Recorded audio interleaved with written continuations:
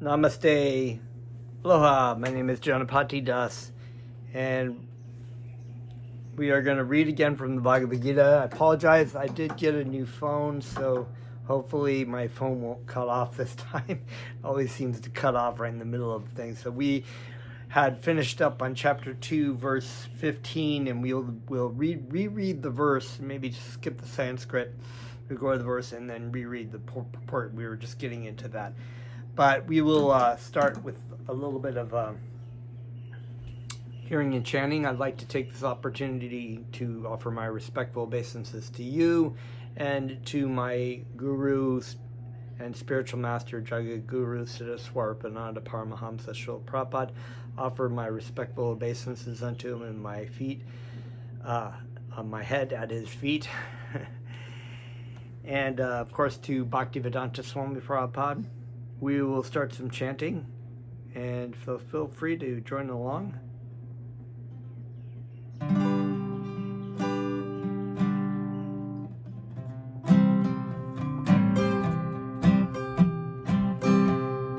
Namo Siddha Swarupananda Paramahamsa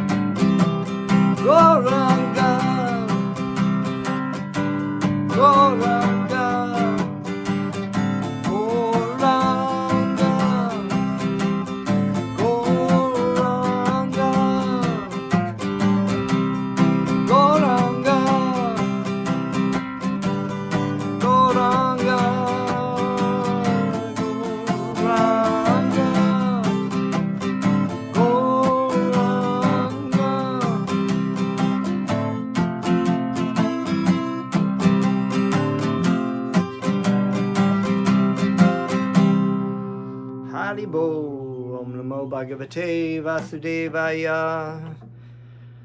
Om Gana Tamiranda Shakalan Chana Shadakaya Chakshura Militam Yenama Tashmai Tri Gurave Namaha. I was born in the darkness of ignorance, and my spiritual master opened my eyes with the torch of knowledge. I offer my respectful obeisances unto them. So we are continuing on, and to reiterate the importance of a living spiritual master to disseminate the message of the Bhagavad Gita, the message of love for Krishna. I offer my respectful obeisances unto my spiritual master who has instructed me on the science of the Bhagavad Gita, just as Krishna was instructing Arjuna. And one of the first things, and it's a major thing as we've been reading, is to understand the identity of the living entity as being a spiritual, beyond the body, beyond the mind, beyond the concepts and the facade of the everything that has to do with the body and the designation of the body, whether it's identity or skin color of race or sexual identities or preconceived notions of some whatever. We live in a very modern age of where if it feels good and you feel like you identify as something, it's okay to have that as who you really are. But this is not conducive to the message of the Bhagavad Gita, which basically, beyond being straight or gay or transgender or white or black, male or female, tall or short, fat, whatever we might conceive of as this sort of identity of ours, is the living entity that is giving consciousness. That from the living entity comes consciousness that appears that the body is doing this, but actually the body itself has no consciousness within it. It's only conscious when the living entity, the spiritual entity, is present. And so Krishna is explaining this to Arjuna, because Arjuna, having a dilemma and bringing all these problems and his own preconceived notions about things to the feet of his spiritual master,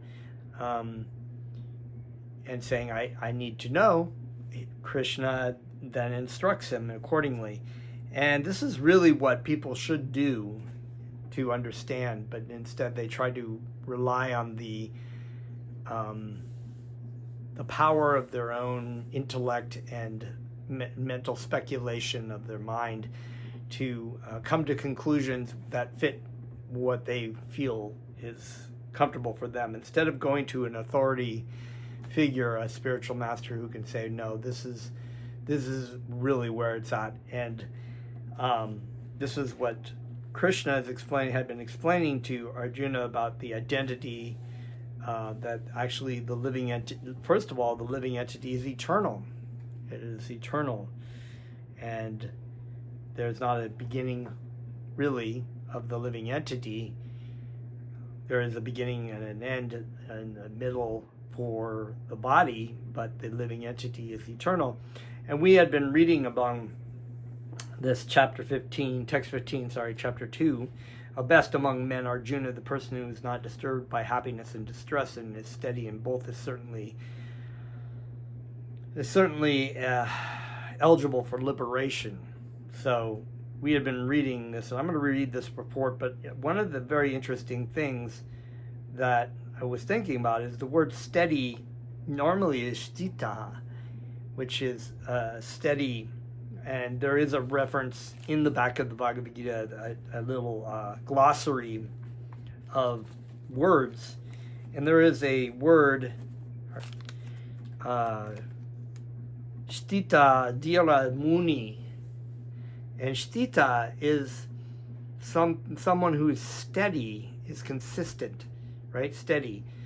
Dhira, we had used this word before, not intoxicated, sober, undisturbed, So a person who's steady, who is undisturbed, is really a sage, a muni. A muni is a sage, so we come to get the word Narada Muni. And so Sthita Dhira Muni is a person who is translated here as a one who is always fixed in Krishna consciousness, and as a result is undisturbed by material nature. So we had been referring to this idea that my spiritual master had brought up, that your spiritual life is like being on a seesaw, and you have to be consistent, sort of in the middle, because materially you're going to go up and down. Good things are going to happen materially, and bad things are going to happen. But the word that they used it's interesting that there are a couple words that Krishna says here. Dhiram, there's that word again, and it's translated as patient. So he's patient, but it's also unaltered is another word. Sama, unaltered. So there is no change. There is this consistency of engaging in your spiritual life on a platform of understanding who you are. You engage in your service to your spiritual master and to Krishna, regardless of whether the weather is up and the weather is down, right? So here's the purport by Bhaktivedanta. Anyone who is steady in his determination for the advanced stage of spiritual realization and can equally tolerate the onslaughts of distress and happiness is certainly a person eligible for liberation. In the Varnashram institution, the fourth stage of life, namely the renounced order of sannyas, is a painstaking situation. So in the Varnashram system, we have the ashram system. There's Varna and there's ashram, and we call it the Varnashram system. The Varnashram system is the ashram system. Ashram means basically to house, or a place to be, a temple, right? And each stage of life, and there's four. There's brahmachari, student life. There is vanaprastha, which is sorry, maybe I'm getting those mixed up. Gridhastha, vanaprastha, gridhastha, and sannyas, right? So there's the brahmachari, which is the householder life. We have a student life, not married. You're focused on you're under the care, usually in an ashram, of their spiritual master, learning, controlling your sex desire, the hormonal things that go on as a teenager, basically opposite of what every student that I teach in the schools is doing. But then you get married because you prepared yourself mentally. You've done your studies. Now you can support a family. So you get a wife, you have children, you raise children, you go to work, and this is also an ashram system. And you basically use it as a holy spiritual aspect. Again, you're given a little bit of leeway of sensual desire and sexual desire to have children and whatnot, and to make money and to enjoy that. And then you have a retired life, which is basically in the Vedic system is when you would your children have grown up, they've gone on, had their own families, and you basically focus on doing service for your spiritual master, doing more spiritual aspects. And then in the traditionals, there was sannyasi, which was basically give up everything, give up all your things, your connections, and you go out and beg, you preach. It's not a real practical thing to do in the West, because this system is not really set up that way. But this is the point that they're making. Bhaktivedanta is. So there's difficulties usually arise from having to sever family relationships and give up connection of wife and children. So you've had this very strong connection, and it's a householder because there's a lot of sensual enjoyment, and then it's very difficult to give that up in the end. Although by nature's order, the children generally grow up and they go on to have their own families, and they separate themselves. But if anyone is able to tolerate such difficulties, surely his path to spiritual realization is complete. Similarly, in Arjuna's discharge of duty as a kshatriya, he is advised to persevere. So the Varna system is the stage of duties. So you have basically Shudra, the mercantile.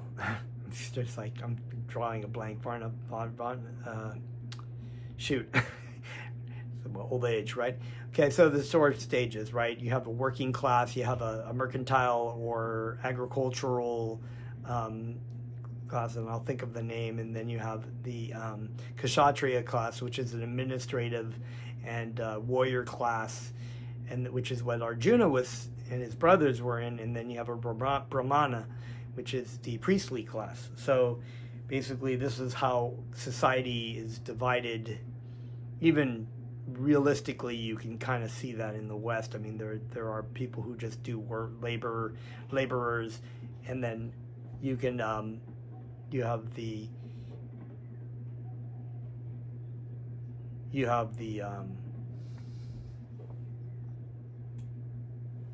sorry, you have the class that basically is like farmers and people who take care of they're like businessmen basically, which is probably the top of the it's higher than the Brahmana class in the West. And then you have warriors and administrators and then the priestly class. Okay, so these are all, you can see this kind of divided already, and by nature you sort of have it to, people will divide themselves in that way anyway. So Lord Chaitanya took sannyas at the age of 24, and his dependents, young wife as well as old mother, had no one else to look after them. Yet for a higher cause he took sannyas and was steady in the discharge of higher duties. That is the way of achieving liberation from material bondage. Okay, text 16. Nashado vidyate babo, na babo vidyate shataha, ubayor api drishto nitas, tavanyo yano Tavanyos Tatva Darshibi. Na, never. Ashtaha, of the non-existent. Vidyate, there is. Bhavaha, endurance. Na, never. Abhava, changing quality. Vidyate, there is. Sataha, of the eternal. Ubayor, yo, of the two. Api, verily. Drishta, observed. Antaha, conclusion. Tu, but. Anayo, of them. Tattva, truth. Dashibi, by the seers. Translation. Those who are seers of the truth have concluded that of the non-existent there is no endurance, and of the existent there is no cessation. This seers have concluded by studying the nature of both. So this is an interesting verse, one that if it doesn't have a proper person who understands spiritual knowledge, they would be a little bit confusing. So we'll break this down a little bit. So the seers of the truth are those Dhirash, right? The Stitaha Dhirash Muni, the Munis. They are great sages who have seen the truth. And there is a verse in the Bhagavad Gita that states, just try to learn the truth by approaching a spiritual master. Render service unto him humbly, and the self-realized soul can impart this knowledge unto you because they have seen the truth, right? They have seen the truth. So what does that mean? That means they've approached the spiritual master as Arjuna has approached Krishna, and they have humbly submitted themselves to this pure devotee of Krishna. In this case, Krishna is the spiritual master. But they are seers of the truth because in the spiritual lineage, each spiritual master has approached a spiritual master and has humbly listened and submitted their questions and applied the information and the instructions of their spiritual master in their life, and they have come to see the truth within their heart. So they are the seers of the truth, have concluded that of the non-existent there is no endurance. So the non-existent is the material energy. And when we say non-existent, right, ashtaha, sataha, ashataha, I think sataha must be existent, ever existent, because when you put a in front of the word, it negates or gives the opposite meaning, right? Like sat and asat, right? So, which it might be actually the same Sanskrit. I'm not a Sanskrit scholar. Maybe I'd have to ask my god brothers. But sat is eternal, so asat could be not eternal. So that's really what it's explaining, is that material energy, it is eternal, but it is not eternally the same. It's consistently changing, right? And we can see that around us. The material energy is constantly in change and flux. And so this non-existence, there is no endurance. There is nothing, it doesn't continuously exist. So the great sages are saying that the bodies of these warriors on the battlefield, like Arjuna, they're going to break down and die eventually anyway. It's like, I even heard, it's just kind of amazing to me that people, they're like not getting the idea that everybody is doomed to this same kind of demise of their body, because they were talking about somebody who's had passed away, and the other lady said, "Oh, there seems to be a lot of people dying right now." It's like, well, yeah, now and always, it's always going to be people dying. And of the existent, there is no cessation. So the existent here is the same kind of thing. There is sataha. It is even in here in Sanskrit. It's the eternal, right? Of the eternal. So existent, of the eternal, there is no cessation. It doesn't cease. And that goes back to the Bhagavad Gita, where Krishna says earlier in the chapter, "Never was there a time when I did not exist, nor you, nor all these kings, nor in the future shall any of us cease to be," right? He uses that same word. So there is no cessation. The living entity is continually moving. As it said also in the other verse, the soul is, the embodied soul is continually passing through the body, and we see that through the different stages of our bodily forms, from youth to old age to demise. So this is, seers have concluded by studying the nature of both. So the great sages, great saints and spiritual masters have studied and understood what is the difference between spirit and matter, and the who is the, this is what real spiritual knowledge is. It's like the difference between spiritual energy, material energy, and who is the controller of both, right? Which is Krishna. So this is basically what this verse is saying.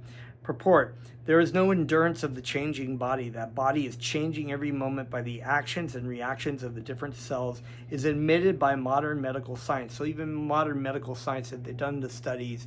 And in my spiritual master has this book called Who Are You? That he wrote, and he basically cites the laboratory that did the studies of how consistently the cells and molecules in the body change over, and they found that it was like 3 to 5 years, all the molecules and all the atoms in the body change over completely. So you have different bodies, and that's pretty kind of straightforward, because when you see a baby body and you see your body now, you're like, that's not the same body. You can see the same features, but the body is not the same. It's not like it's stretched out and was able to fit into an older body or whatever. They are completely different atoms and molecules, 100%. And this happens, every 3 to 5 years. So we could have 7, 8, 9, 10 bodies in our lifetime. But yet modern science still wants to conclude that somehow or another consciousness is equated with a reaction of chemicals with each other. But there have been no successful studies that show when you put the atoms together that there is any kind of form of consciousness, because that's not where consciousness comes from. The consciousness comes from the different energy, which is the spiritual energy, which is the Jivatma. And so this is bewildering to atheistic modern scientists. I think the scientists who have a little bit of faith, they understand that there is something else, or maybe they understand that and they can say, well, but people including like Francis Crick, who is the father, so-called father of DNA, he came to the conclusion he couldn't find the living entity, the soul, the spring forth of consciousness, so he concluded that there is no person in the body, and therefore we don't exist, which is kind of a Buddhist sort of concept. But that comes up with all kinds of problems, because then you go out and you write books. This person who doesn't exist writes a book, then that book doesn't really exist, and the philosophy is null and void because it doesn't really exist. And what does it matter if we just do whatever we want, and there's no moral need to try to stop from killing people or doing whatever we want to do. But we know we know deep down that that's just not true. So the seers and the sages have understood that, well, we can see by using the materialistic scientific proof that there's no endurance, there's no continual existence of this material energy, is constantly changing, but yet somehow or another we can't account for consciousness and what that is. So maybe that conclusion is that there is another energy that is beyond the material energy, and that is the truth. The Vedic truth concludes that there is indeed a spiritual energy and a matter and spirit. That is the difference between matter and spirit. So it says here, thus growth and old age are taking place in the body, but the spirit soul exists permanently, remaining the same despite all changes of the body and the mind. That is the difference between matter and spirit. There's still always a perceiver, no matter what's going on the movie screen of their mind. By nature, the body is ever changing and the soul is eternal. This conclusion is established by all classes of seers of the truth, both impersonalists and personalists. So we have different yogic, Mayavadi philosophers and Vaishnava philosophers, personalist philosophers. So both the Voidists and the personalists both conclude that the body is not the self. In the Vishnu Purana, it is stated that Vishnu and all his abodes have self-illuminated spiritual existence. Jyotishami Vishnura Bhavanani Vishnu. The words existent and non-existent refer only to spirit and matter. That is the version of all seers of truth. This is the beginning of the instruction of the Lord to the living entities who are bewildered by the influence of ignorance. So here Arjuna is being put into ignorance, and he's bewildered by this thing. So this is where we approach our spiritual master. The spiritual master is the seer of truth. That's why they sometimes refer to the spiritual master opening the eyes of the ignorant living entity who's bewildered by ignorance as like a darkness, right? Because ignorance is considered to be like darkness, and showing them this is the way, this is the truth. And so the seer, when you are able to see, you're able to not be bewildered, because when you're lost as in the material world and you don't know where you're going, there's so many people who are bewildered, and you just see it around and around, and they just are completely overwhelmed and lamenting, like Arjuna was lamenting about just so many different things. Removal of ignorance involves the reestablishment of the eternal relationship between the worshiper and the worshipable, and the consequent understanding of the difference between the part and parcel living entities and the supreme personality of Godhead. So there is this relationship that is reminded. You're reminded you are a child of God. You are eternal, you're spiritual, and you have a relationship. you're separate, but you are connected in your relationship with God. You are minuscule. God is supreme. So this is where personalist and impersonalist separate, basically. And we'll get more into that later. One can understand the nature of the supreme by thorough study of oneself, the difference between oneself and the supreme being understood as the relationship between the part and the whole. In the Vedanta Sutras, as well as in the Srimad Bhagavatam, the supreme has been accepted as the origin of all emanations. Such emanations are experienced by superior and inferior natural sequences. The living entities belong to the superior nature, as it will be revealed in the 7th chapter. We've referred to that verse before about the different elements and the different subtle elements, and then the difference between that and the spiritual entities. The living entities are spiritual in nature. The material energy is inferior in nature, and it is separate from the living entity. Although there is no difference between the energy and the energetic is accepted as supreme. So we understand, likened to the sun and the sunbeam, that the qualities of sun are consistent in the sunbeam and in the sun. But when we look at quantity, we can see that the sun is the source and the sunlight is not the source. And so there is a difference, but as Lord Chaitanya Mahaprabhu said, Achinta Beda Beda Tattva, simultaneously one but different, right?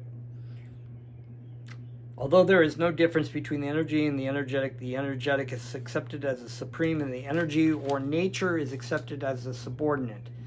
The living entities, therefore, are always subordinate to the Supreme Lord, as in the case of the master and the servant, or the teacher and the taught. Such clear knowledge is impossible to understand under the spell of ignorance, and to drive away such ignorance, the Lord teaches the Bhagavad Gita for the enlightenment of all living entities for all time. So, right. So if we were the same, there'd be no point in trying to teach the Bhagavad Gita if we were all the same, right? There is a similarity in quality and a difference in quantity.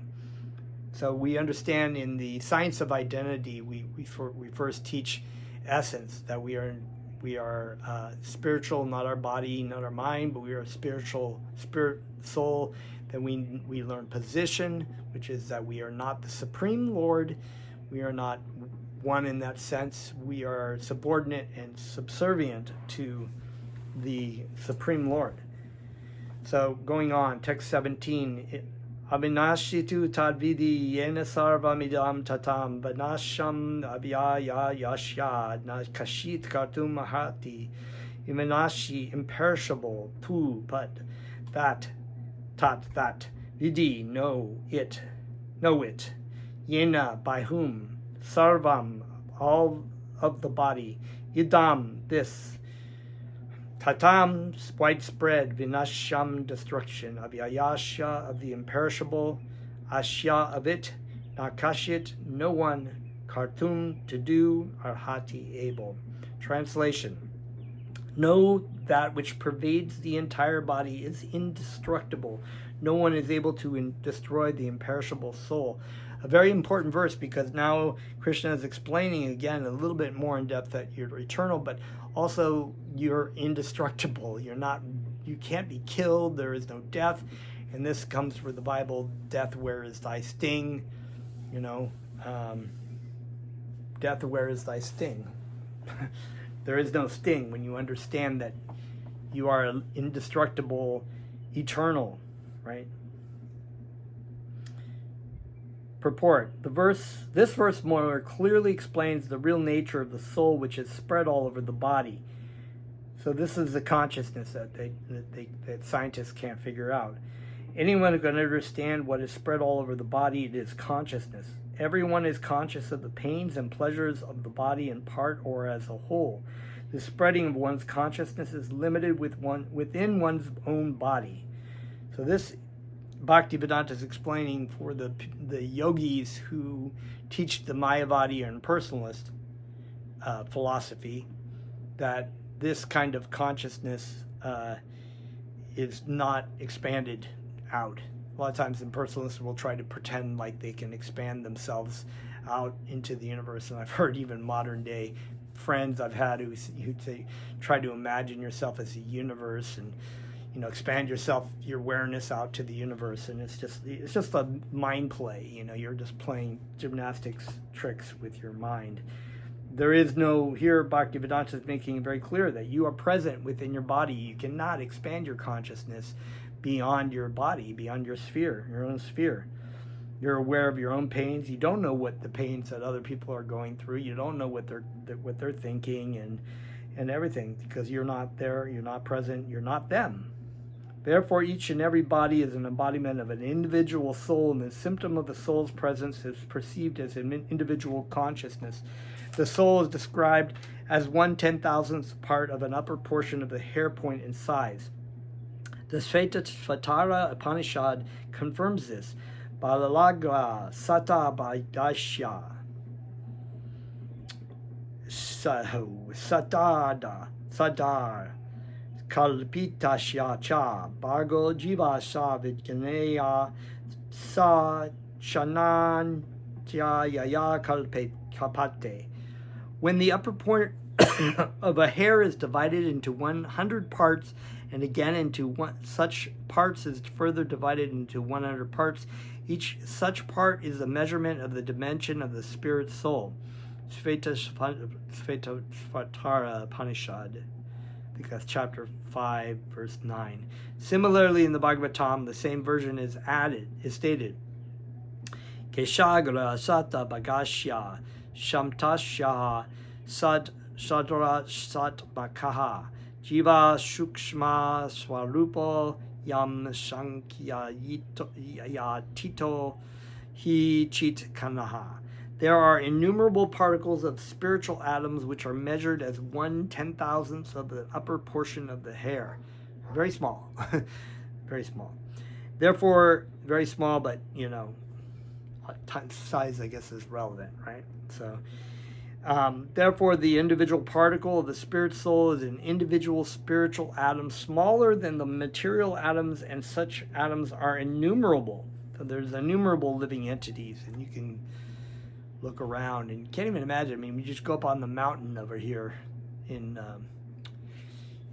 Oahu, and you go into those rainforest kind of areas, and there's just trees and bugs and ants and flies and all kinds of, you know, microbes and things that are in different dimensions and space and things you can't see, and bacteria, and, you know, that's just that little spot. We're not talking about the whole universes and all the universes.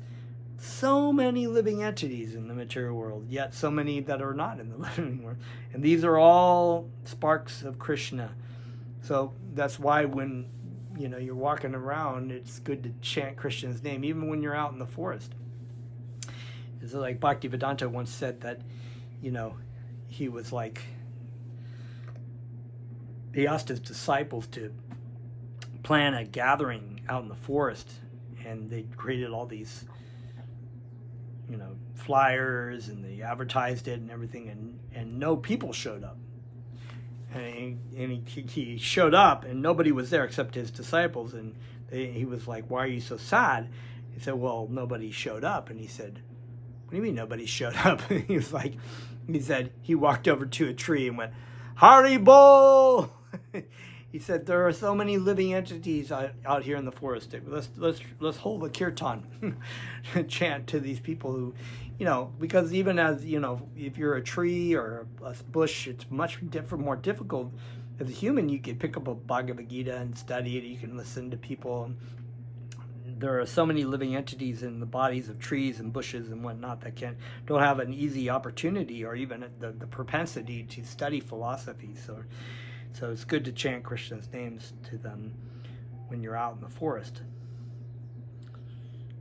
Therefore, the individual... Okay, so I read that. This very small spiritual spark is the basic principle of the material body, and the influence of such a spiritual spark is spread all over the body as the influence of an active principle of some medicine spreads throughout the body. So yeah, we can, where our consciousness is aware, we can bring our consciousness to our toes or to the top of our head or the back or maybe inside our body. we can focus on different places. So our consciousness, our awareness is all over our body, even though we are existent within the heart of our body. This current of the spirit soul is felt all over the body as consciousness, and that is the proof of the presence of the soul. Any layman can understand that the material body minus consciousness is a dead body, and this consciousness cannot be revived in the body by any means of material administration. So once the spiritual entity is gone, and it's interesting, the attraction for a living entity versus a dead body is pretty amazing. You can look at a very beautiful woman and be very attracted to them, but that woman falls down dead, you're suddenly repulsed by the body, this dead body that suddenly starts to break down, stink and whatnot. And 5 minutes ago, you were like really attracted to this body. Who are you attracted to? The living entity is attracted to other living entities because we are all part and parcel of Krishna, and that's really what we're attracted to. But it's perverted through the material consciousness. So, therefore, consciousness is not due to any amount of a material combination, but to the spirit soul, right? So there is no rubbing of different chemicals that creates consciousness. The consciousness is due to the presence of the living entity in the body. In the Mukanda Upanishad, the measurement of the atomic spirit soul is further explained. Esho nuratma chetasya veditavyo yashmin pranaha panchada samvivesya pranasya chitam sarvam utam prajanam yasmin vishuddhe vivyavantyeshadma. The soul is atomic in size and can be perceived by perfect intelligence.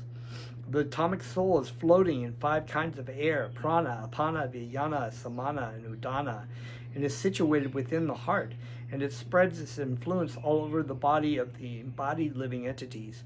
When the soul is purified from the contamination of the 5 kinds of material air, its spiritual influence is exhibited. Mundaka, I don't know, it's 319. It's probably like a canto or something. But that's really fascinating. Scientifically, that's very fascinating because so there's 5 kinds of different airs that move through this body, and so this goes into the subtle arts of hatha yoga and pranayama and different things that yogis used to do in past ages to try to purify the airs so that they can become aware of the Paramatma or the Lord in the heart. Or even, if they were impersonalists, they could move themselves. The living entity can move themselves out of the body and merge into, the Brahman effulgence. So that was but the goal nowadays in Kali Yuga is not to do these things, but to reinstate the relationship with Bhagavan, and this can be done easily through the practice of kirtan. The Hatha Yoga system is meant for controlling the 5 kinds of air and circling the pure soul of different kinds of sitting postures, not for any material profit, but for liberation of the minute soul from the entanglement of the material atmosphere. So Hatha Yoga, it's a very popular thing now, and they don't even call it Hatha Yoga anymore. They come up with all kinds of names, yoga with goats or drinking beer with yoga, and you have Ashtanga Yoga, which is not really Ashtanga Yoga. The real Ashtanga yoga, or hot yoga, Bikram yoga, all these kinds of yoga to try to make the body look good and be sexually attractive, which is not really what the point of yoga was originally. Asana, which means a sitting posture, which comes from the Hatha yoga practice, are postures that were taught within what was called the Ashtanga system. Ashtanga was the 8-limbed system, and there was different systems that you would follow through in practice, and that included, yama, niyama, the asana, pranayama, pratyahara, dhyana, dharana, and samadhi. And so there were these different stages that you would go through, and maybe we'll do a class in what exactly all those branches or arms mean in approaching. But actually, in this day and age, it's real difficult to take all those steps. You can do those things along, but the easiest practice and the sacrifice for this stage is the Sankirtan Yajna, which is the hearing chanting of Krishna's names. So that's all you really need to practice in this day and age. So the constitution of the atomic soul is admitted in all Vedic literatures, and it is also actually felt in the practical experience of any sane man. They say sane man because anybody who's insane is really the person who thinks that they're their body and their mind, and that they identify with their body and their mind, and that everything that goes along with that.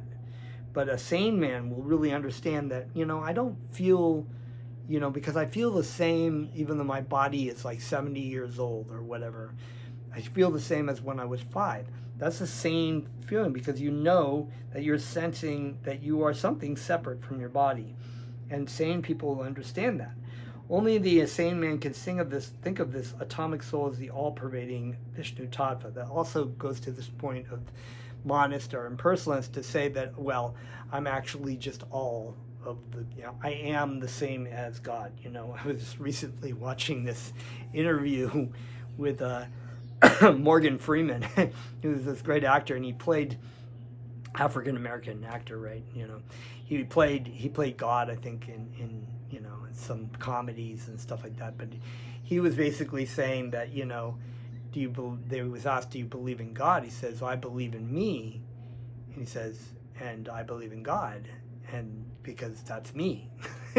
He was basically seeing himself as God, and whatever that meant. He may have just thought it was like, I make my own destiny, which is really foolish, because when he's dying, he can't really stop that. He can't stop red lights from happening. He can't make sicknesses and things go away. He's just this living entity. He's deluded. He's insane. So as this sort of great actor, he's a fool. He's a real fool. The influence of the atomic soul can be spread all over a particular body. According to the Makanda Upanishad, this atomic soul is situated in the heart of every living entity. And because the measurement of the atomic soul is beyond the power of appreciation of the material scientists, some of them assert foolishly that there is no soul. This is like Francis Crick, who said there is no, because he can't figure it out. He can't measure it. The individual atomic soul is definitely there in the heart, along with the supersoul, and thus all the energies of the bodily movement are emanating from this part of the body. The corpuscles, which carry the oxygen from the lungs, gather energy from the soul. When the soul passes away from this position, activity of the blood generating fusion, it ceases. That's why the heart stops. Medical science accepts the importance of the red corpuscles, but it cannot ascertain that the source of the energy is the soul. Medical science, however, does admit that the heart is the seat of all energies of the body, so it does have that part right.